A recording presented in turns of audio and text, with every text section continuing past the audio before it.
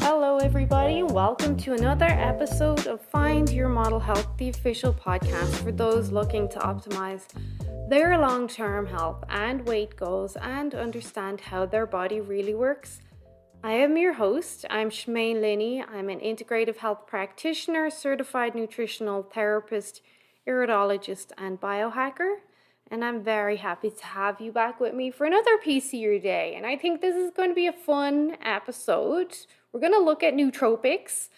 But before I go on, I must remind you that the information in these podcast episodes is for informational purposes only and should not be taken as medical advice.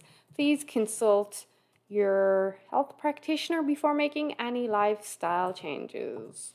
Okay, I get a lot of questions about nootropics, but recently my teenager has been asking me about nootropics. I use nootropics to help myself with my cognitive performance, with all the studying I do and the different courses and whatnot. So nootropics, kind of a fun topic. The term nootropic was first used by Cornelius E. Gueria in 1972 to describe substances that primarily activate cognitive functions such as memory and learning, especially in situations where these functions are maybe impaired. So nootropics, and we'll look at a couple of the top, or what I feel are the best types of nootropics, because obviously that's something I get asked. What are nootropics and what would you recommend? So nootropics can be also referred to as smart drugs, so drugs or supplements that can help cognitive performance and focus and memory and even creativity and some other effects. And in some instances, some of these may help people recovering from brain injuries as well, including concussion. So nootropics and smart drugs, they're natural or synthetic substances that can be taken to improve mental performance. They have gained a lot of popularity in society, especially because many of us are highly competitive and are most often used to boost, like I said, cognitive performance, focus, memory, creativity, intelligence, even motivation. Some people will use them as well for helping with symptoms of ADHD or attention disorders. So what are some nootropics? Well, caffeine, believe it or not, is one of them. So caffeine is the most widely consumed psychoactive substance in the world. Of course, we get it in our coffee, our teas, our chocolate cacao, cola nuts, yerba mate, guarana, some sodas, energy drinks, even some medications. And then you can get a supplement, like a pure caffeine supplement as well, either isolated or in combination with another substance. So caffeine works by blocking adenosine receptors in your brain, making you feel less tired and improving alertness and attention and even reactive time. Another one would be, well, I'm going to say GABA would be my next one for me to use. So GABA, one of my favorite neurotransmitters, GABA has anti-anxiety effects, sleep promoting effects, lots of calming effects, but there's a lot of research showing GABA is very beneficial for focus, especially when trying to study and focus on one specific thing instead of 10 million things, but also helping people with symptoms of ADHD. So GABA would be the next one that I would use to help me when I'm studying or trying to focus or even trying to teach. Then another one I would use, before I go on to the other more popular ones, another one I would use would be rosemary. Rosemary has been shown to help with memory recall and cognitive performance. I will drink rosemary tea when I'm studying, but you can also use rosemary essential oil and just dab some around the temples. And sage has been shown to be just as effective as rosemary too. Ginkgo is something I use daily, all the time, and have done for years, especially when I heard of some of the research from Dr. Daniel Amen about its positive effects on your brain. Ginkgo has been shown to improve memory and mental processing and even maintain brain health when taken regularly, being twice a day, 60 milligrams daily. And ginkgo before a highly stressful task has been shown to also reduce stress-related high blood pressure and decreases levels of cortisol. It's hypothesized that some of these benefits may be due to increased blood flow to the brain after supplementing with ginkgo biloba. So ginkgo is one I will use regularly, 60 milligrams in the morning, 60 milligrams in the evening. And then there's another one that I think, well, I've spoken about creatine before. I don't personally use creatine because I don't feel the need to use creatine, but I did a whole podcast episode on creatine and it can be great for brain health. So go check out that podcast episode. I don't want to waste time going into it now.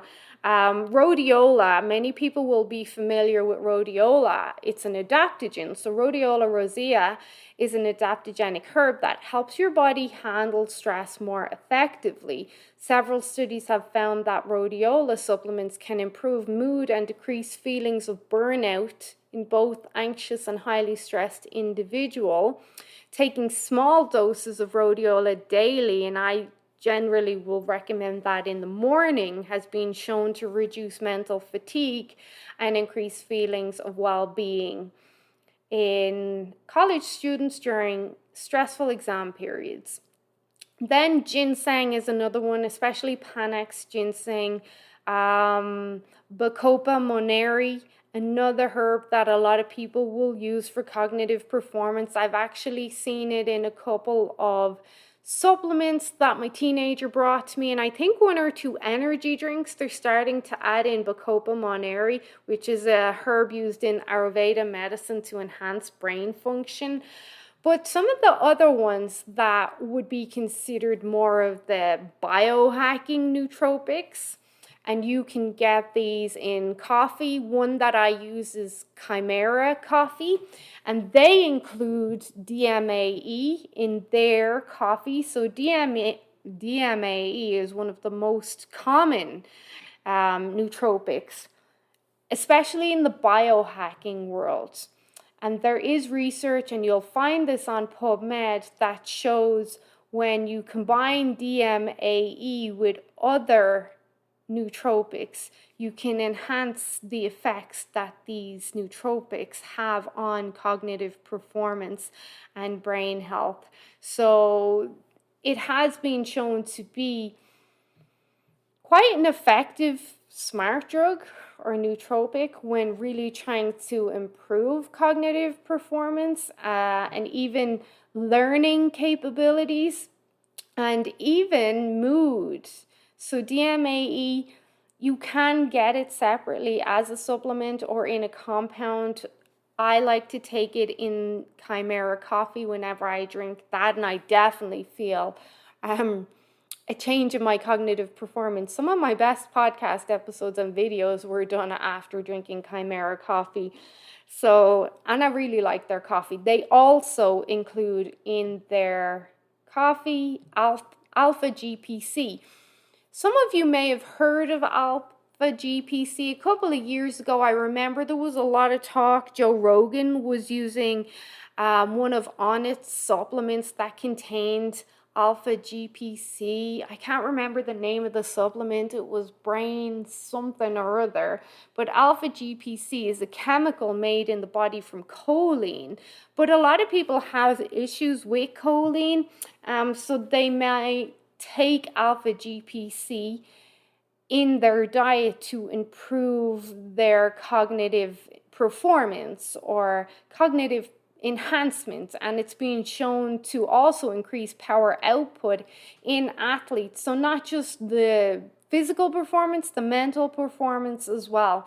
So alpha GPC, you'll find that in Chimera Coffee too. I'm not an affiliate. I do not get a kickback from this, but I do really like their coffee, especially when I know I have a big teaching session ahead or something. Their coffees also include L-theanine, so L-theanine helps to reduce anxiety and put you into that more calming parasympathetic state. And then they also have taurine in their coffee as well too.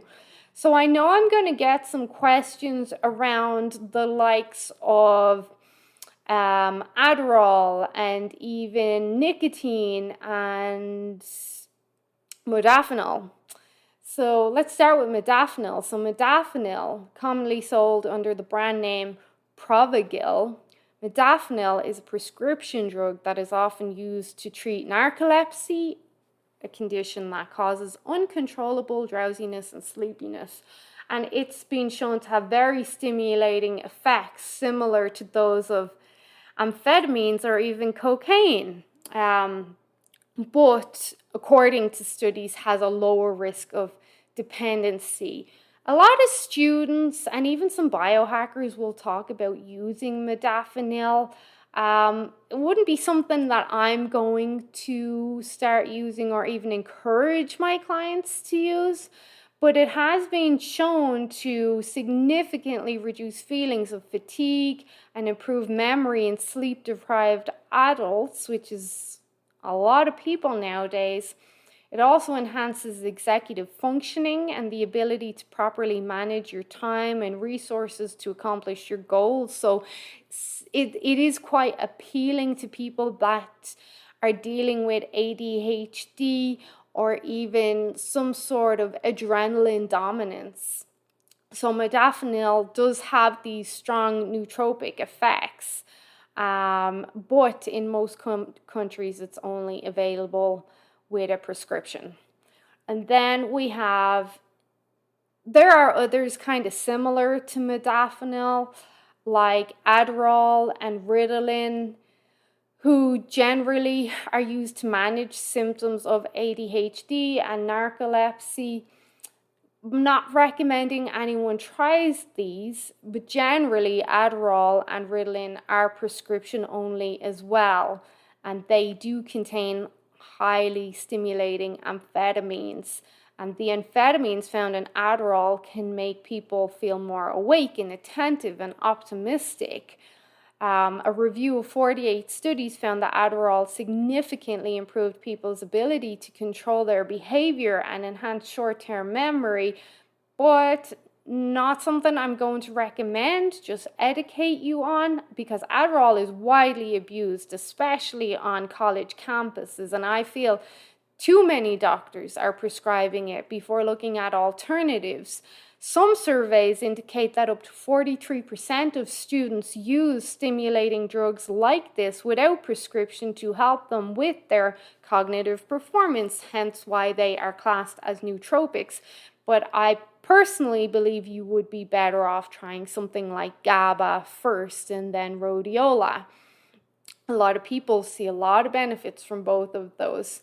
Nicotine is another one that is considered a nootropic. Of course, nicotine is a naturally occurring chemical found in many plants, obviously tobacco. And it is quite addictive. It's one of the compounds that makes cigarettes so addictive. You can get nicotine through nicotine gum, which is also addictive, or you could get a nicotine patch. There are a lot of biohackers that have spoken about chewing nicotine gum regularly to improve their cognitive performance and focus. It's been found to improve motor function. Chewing nicotine gum is actually linked to better handwriting speed and fluidity, which I find quite interesting.